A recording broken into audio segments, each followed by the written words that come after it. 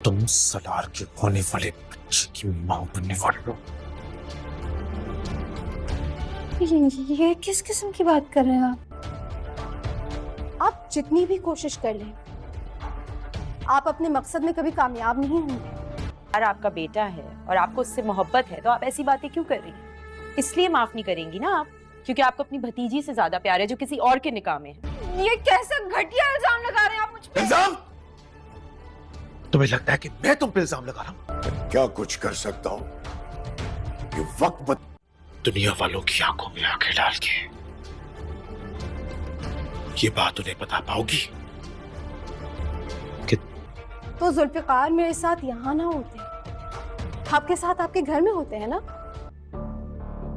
बात असल में ये है कि आपके पैसों में बिल्कुल ताकत नहीं है। अरोशिमा घर वापस तो आ गई होती है, लेकिन इसने अंजुम की नाक में दम कर रखा होता है। वो हर बात पर अंजुम से तेज लहजे में बात करने लगती है और अंजुम को ये बात बिल्कुल पसंद नहीं आती और वो बार बार सालार का नाम भी ले रही होती है।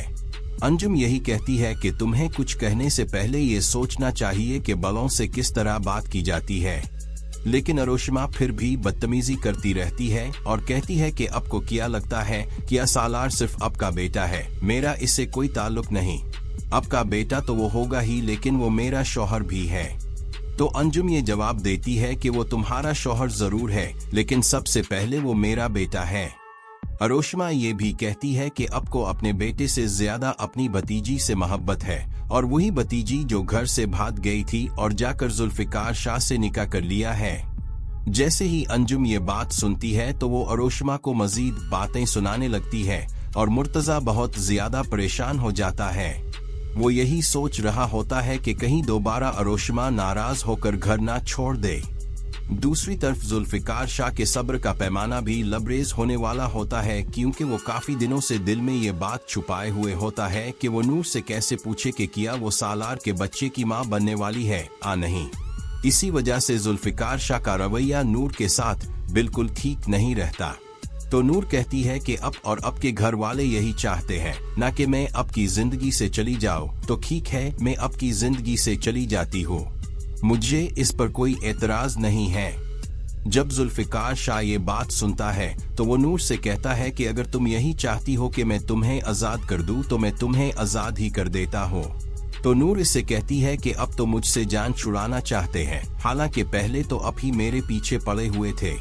इस पर जुल्फिकार शाह गुस्से में आ जाता है और नूर से कहता है कि मैं ऐसा हरगिज नहीं चाहता, लेकिन तुमने मुझे धोखा दिया है। नूर ये सुनकर पूछती है कि मैंने आपको कौन सा और कैसा धोखा दिया है।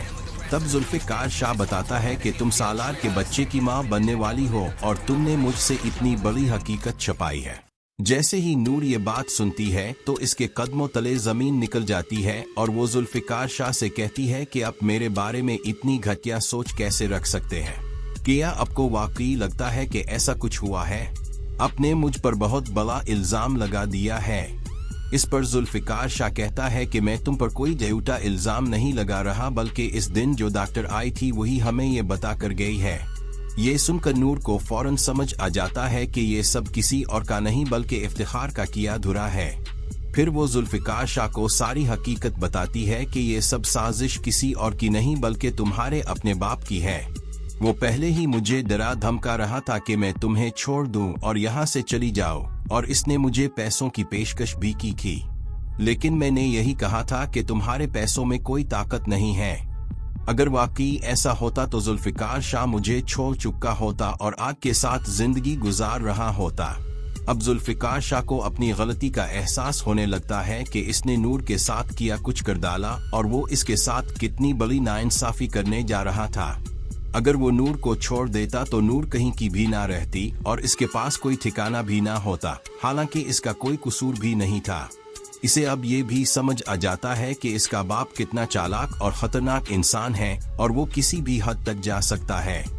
अभी तक जुल्फिकार शाह को ये बात मालूम नहीं कि हूर को मरवा देने में भी किसी और का नहीं बल्कि इसके अपने बाप का ही हाथ था।